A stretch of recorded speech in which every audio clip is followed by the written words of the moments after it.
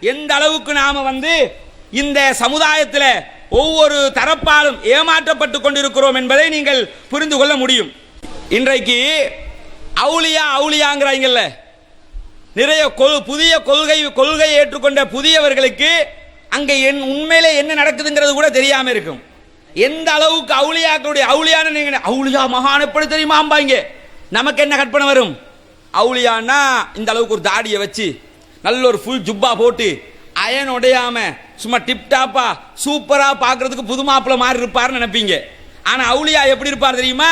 இப்படித்தான் இருப்பாரு. ஒரு அவுலியாவை காட்டுவாங்க.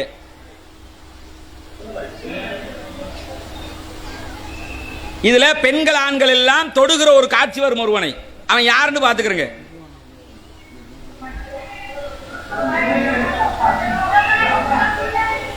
படுத்துக்கிட்டு இருக்கிறானா, ரோட்ல பிச்சை எடுக்கிற மாதிரி இருக்கிறான். இவன் அவுலியா. இதுல அடுத்த கட்டம் காட்ட முடியாது. முன்பு அவன் நிர்வாணமா இருக்கிறான். பெண்கள் எல்லாம் இருக்கிறதுனால மற்ற பக்கம் காட்டவும் முடியாது.